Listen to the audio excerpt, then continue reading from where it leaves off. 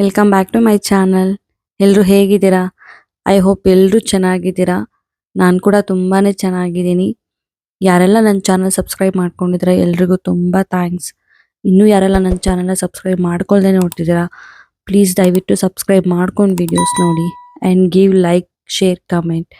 ನೀವು ಮಾಡೋ ಕಮೆಂಟ್ ಅಥವಾ ಒಂದು ಲೈಕಿಂದ ನನಗೆ ಮತ್ತಷ್ಟು ವಿಡಿಯೋಸ್ ಮಾಡೋಕ್ಕೆ ಇಷ್ಟ ಆಗುತ್ತೆ. ಈ ರೈನಿ ಸೀಸನಲ್ಲಿ ಈ ಥರ ನೇಚರ್ನ ನೋಡೋಕ್ಕೆ ತುಂಬಾನೇ ಚೆನ್ನಾಗಿರುತ್ತೆ ಅಲ್ವಾ? ಬನ್ನಿ ವಿಡಿಯೋ ಸ್ಟಾರ್ಟ್ ಮಾಡೋಣ. ನೀವು ಆಲ್ರೆಡಿ ತಮ್ಲೈನ ನೋಡಿರ್ತೀರಾ ಏನು ರಿಲೇಟೆಡ್ ವಿಡಿಯೋ ಅಂತ. ಬುಜ್ಜಿ ಊರಿಗೆ ಹೋಗಿದ್ರು, ಪಾಪುಗೆ ಹರಕೆ ಮಾಡ್ಕೊಂಡಿದ್ವಿ. ಹರಕೆ ತೀರ್ಸೋಕ್ಕೋಸ್ಕರ ಅಂತ ಊರಿಗೆ ಹೋಗಿದ್ರು. ಬನ್ನಿ ಅಲ್ಲಿ ಏನಾಯ್ತು ಹೇಗಾಯ್ತು ತೋರಿಸ್ತೀನಿ. ನೀವು ನೋಡ್ತಿರ್ಬೋದು, ಈ ಟೆಂಪಲ್ ನೇಮ್ ಬಂದು ಧರ್ಮರಾಯ ಟೆಂಪಲ್ ಅಂತ. ಇದು ಬುಜ್ಜಿಯವರ ಅಜ್ಜಿ ಊರಲ್ಲಿರೋದು, ತಮಿಳ್ನಾಡಲ್ಲಿ. ಈ ಟೆಂಪಲ್ಗೆ ತುಂಬಾ ಹಳೆ ಕಾಲದ ಸ್ಟೋರಿನೇ ಇದೆ. ಸೊ ಆ ಸ್ಟೋರಿ ಬೇಸಿದ ಮೇಲೆ ಎವ್ರಿ ಇಯರ್ ಜೂನ್ ಜುಲೈಯಲ್ಲಿ ತುಂಬಾ ಗ್ರ್ಯಾಂಡ್ ಆಗಿ ಹಬ್ಬ ಮಾಡ್ತಾರೆ. ಈ ಹಬ್ಬಕ್ಕೆ ತುಂಬಾ ಜನ ಬರ್ತಾರೆ, ಬೇರೆ ಬೇರೆ ಊರುಗಳಿಂದ, ಅಕ್ಕಪಕ್ಕ ಹಳ್ಳಿಗಳಿಂದ ತುಂಬಾ ಜನ ಬಂದಿರ್ತಾರೆ. ನಾನು ಕೂಡ ಲಾಸ್ಟ್ ಇಯರ್ ಹೋಗಿದ್ದೆ, ಈ ಇಯರ್ ಹೋಗ್ಬೇಕಿತ್ತು ಬಟ್ ಆಗಿಲ್ಲ. ಇನ್ನು ಈ ರಿಚುವಲ್ ಬಂದು ಯಾರಿಗೆಲ್ಲ ಮಗು ಆಗಿರಲ್ಲ, ತುಂಬಾ ವರ್ಷದಿಂದ ಮಕ್ಕಳಾಗದೇ ಇರೋರಿಗೆ ಅಲ್ಲಿ ಇದೊಂದು ಸೇವೆ ಅಂತ ಮಾಡಿಸ್ತಾರೆ. ಇದಕ್ಕೆ ಪರ್ಟಿಕ್ಯುಲರ್ ಆಗಿ ಏನ್ ನೇಮ್ ಇದೆ ಅಂತ ನನಗೆ ಗೊತ್ತಿಲ್ಲ. ನಾನು ಕೂಡ ಲಾಸ್ಟ್ ಇಯರ್ ಇದೇ ತರ ಅಲ್ಲಿ ಮಲ್ಕೊಂಡಿದ್ದೆ. ಆ ದೇವರ ಆಶೀರ್ವಾದದಿಂದ ಈ ಇಯರ್ ನನಗೆ ಮುದ್ದಾದ ಹೆಣ್ಮಗು ಹುಟ್ಟಿದೆ. ಆ ಟೈಮಲ್ಲಿ ಬುಜ್ಜಿ ಮತ್ತೆ ಅತ್ತೆ ಹರಕೆ ಮಾಡ್ಕೊಂಡಿದ್ರಂತೆ ಸೇವೆ ಮಾಡಿಸ್ತೀನಿ ಅಂತ. ಇಲ್ಲಿ ಇವಾಗ ನೀವು ನೋಡ್ತಿರೋದು ಮಣ್ಣಲ್ಲಿ 2 ಬೊಂಬೆ ಮಾಡ್ತಾರೆ. ಒಂದು ದುರ್ಯೋಧನ ಅಂಡ್ ಭೀಮ. ನೀವು ನೋಡ್ತಿದ್ದೀರಾ ಮಣ್ಣಲ್ಲಿ ಬೊಂಬೆ ಮಾಡಿ ಅದಕ್ಕೆ ಕಲರ್ ಹಾಕ್ತಿದ್ದಾರೆ. ಈ ಬೊಂಬೆ ಕಂಪ್ಲೀಟ್ ಆಗೋವರೆಗೂ ಅಲ್ಲಿರೋ ಜನಗಳಿಗೆ ಬೇಜಾರಾಗಬಾರ್ದು ಅಂತ ಎಂಟರ್ಟೈನ್ ಕೂಡ ಮಾಡ್ತಾರೆ. ಎಷ್ಟು ಚೆನ್ನಾಗಿ ಡ್ಯಾನ್ಸ್ ಮಾಡ್ತಿದಾರಲ್ವಾ?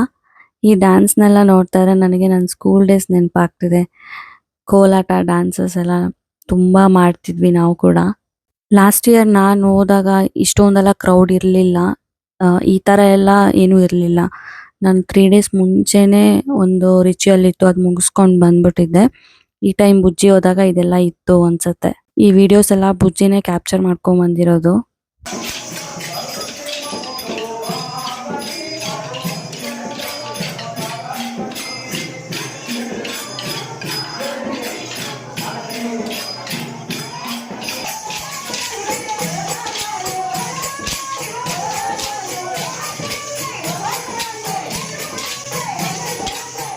ಇದು ಪೂರ್ತಿ ಬೊಂಬೆ ಕಂಪ್ಲೀಟ್ ಆದ್ಮೇಲೆ ಈ ತರ ಕಾಣಿಸುತ್ತೆ.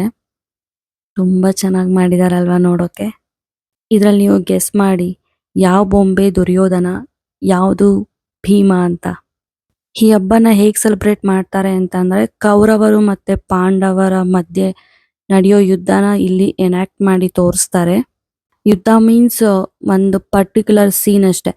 ಭೀಮ ಅಂಡ್ ದುರ್ಯೋಧನನ ಮಧ್ಯೆ ಏನ್ ವಾರ್ ನಡೆಯುತ್ತೆ ಅದನ್ನ ಮಾತ್ರ ಇಲ್ಲಿ ಎನಾಕ್ಟ್ ಮಾಡಿ ತೋರಿಸ್ತಾರೆ. ಎಷ್ಟು ವಿಶೇಷವಾಗಿ ಹಬ್ಬ ಮಾಡ್ತಾರೆ ಅಲ್ವಾ? ಇದರಿಂದ ಆದ್ರೂ ನಮ್ಮ ಮಹಾಭಾರತ, ರಾಮಾಯಣ ಎಲ್ಲ ನಮ್ಮ ಫ್ಯೂಚರ್ ಮಕ್ಕಳಿಗೆಲ್ಲ ಸಿಗತ್ತೆ. ಇಲ್ಲಿ ದುರ್ಯೋಧನ ಅಂಡ್ ಭೀಮ 2 ಬೊಂಬೆ ಕಂಪ್ಲೀಟ್ ಆದ್ಮೇಲೆ ಅಲ್ಲಿರೋ ದೇವರನ್ನ ಆ ಬೊಂಬೆ ಸುತ್ತಾನು 3 ರೌಂಡ್ ಕರ್ಕೊಂಡ್ ಬರ್ತಾರೆ.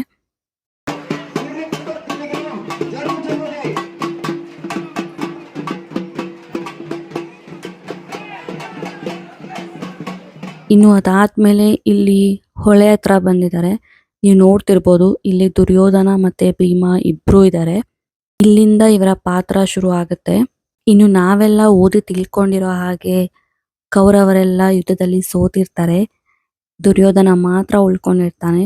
ಅವನು ಪಾಂಡವರಿಗೆ ಎದುರುಕೊಂಡು ಹೋಗಿ ಒಂದು ನದಿಯಲ್ಲಿ ಔಸ್ಕೊಂಡ್ ಕೂತಿರ್ತಾನೆ.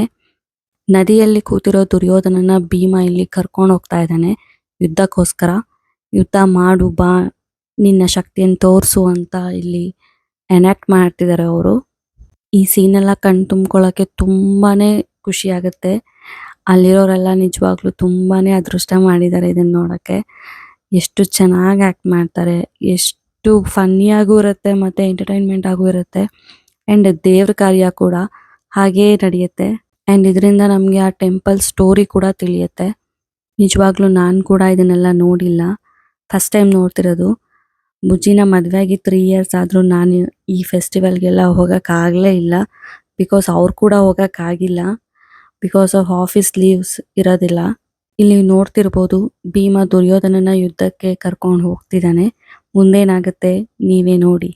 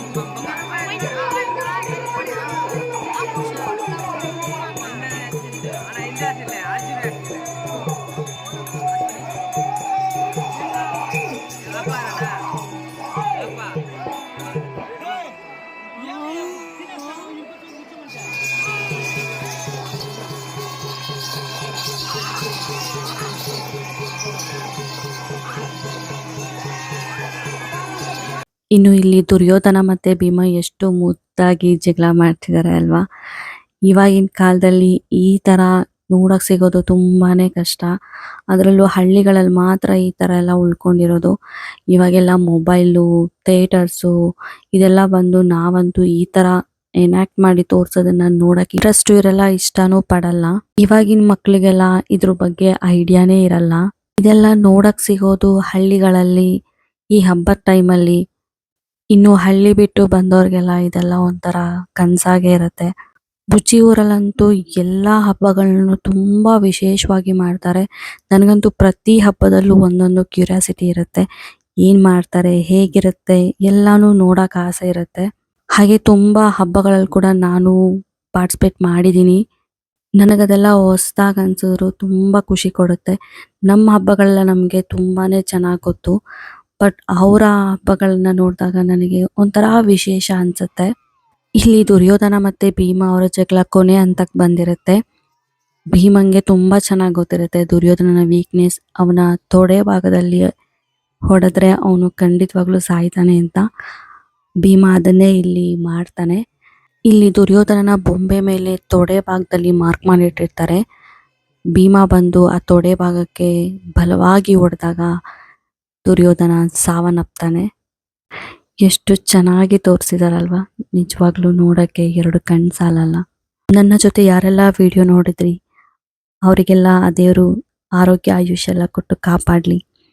ಇನ್ನು ನೋಡ್ತಿರ್ಬೋದು ನೀವು ಎಷ್ಟು ಕ್ರೌಡ್ ಇದೆ ಅಲ್ವಾ. ತುಂಬಾನೇ ಜನ ಬಂದಿರ್ತಾರೆ. ಎಬೋವ್ 3000 ಮೇಲೇನೆ ಇರ್ತಾರೆ. ಅವ್ರಿಗೆಲ್ಲರಿಗೂ ಇಲ್ಲಿ ಅನ್ನದಾನ ಮಾಡ್ತಿರ್ತಾರೆ. ಇನ್ನು ಈ ಪಾರ್ಟ್ ಬಂದು ಬುಜ್ಜಿ ಹೋಗಿದ್ದಕ್ಕೆ ಪಾರ್ಟ್ ಇದು. ಇಲ್ಲಿ ಕಂಕಣ ಕಟ್ತಿದ್ದಾರೆ. ಬುಜ್ಜಿ ಕೂಡ ಕಟ್ಸ್ಕೊಂಡಿದ್ದಾರೆ. ಏನಕ್ಕೆ ಅಂತ ಅಂದ್ರೆ ಅವರು ಮಗು ಆದ್ರೆ ಬೆಂಕಿ ತುಳಿತೀನಿ ಅಂತ ಹರಕೆ ಮಾಡ್ಕೊಂಡಿದ್ರಂತೆ. ಹಾಗಾಗಿ ಅವರು ಅಲ್ಲಿಗೆ ಹೋಗಿದ್ದು. ಇದು ಬಂದು ಬುಜ್ಜಿಯವರ ಮಾವ. ಬುಜ್ಜಿ ಜೊತೆ ಅವರ ಮಾವ ಕೂಡ ಬೆಂಕಿ ತುಳಿದಿದ್ದಾರೆ. ತುಂಬಾನೇ ಖುಷಿ ಆಗುತ್ತೆ ಬುಜ್ಜಿ ಈ ತರ ಸೇವೆ ಎಲ್ಲ ಮಾಡಿದ್ದು. ಇನ್ನು ಆ ಸೇವೆ ಮಾಡೋರು ಮಾತ್ರ ಕಂಕಣ ಕಟ್ಟಿಸ್ಕೊಂತಾರೆ. ಇಲ್ಲಿ ನೋಡ್ತಿರ್ಬೋದು ಬುಜ್ಜಿನ. ನನಗೂ ನೋಡಿದಾಗ ಶಾಕ್ ಆಯ್ತು. ಬಟ್ ಅಲ್ಲಿನ ರಿಚುವಲ್ಸ್ ಹೀಗೆ ಇರುತ್ತೆ. ಇನ್ನು ಹಬ್ಬ ಅಂದಮೇಲೆ ಜಾತ್ರೆ ಅಂತೂ ಮಸ್ತಾಗಿರುತ್ತೆ. ನನಗಂತೂ ತುಂಬಾನೇ ಇಷ್ಟ ಈ ತರ ಜಾತ್ರೆ ಎಲ್ಲ ಹೋಗಕ್ಕೆ. ಏನು ತಗೊಂಡಿಲ್ಲ ಅಂದ್ರೂ ಅಟ್ಲೀಸ್ಟ್ ಒಂದ್ಸಲ ಎಲ್ಲಾನು ನೋಡ್ಕೊಂಡು ಬರಕ್ಕಂತೂ ನನಗಂತೂ ತುಂಬಾ ಖುಷಿ ಸಿಗುತ್ತೆ.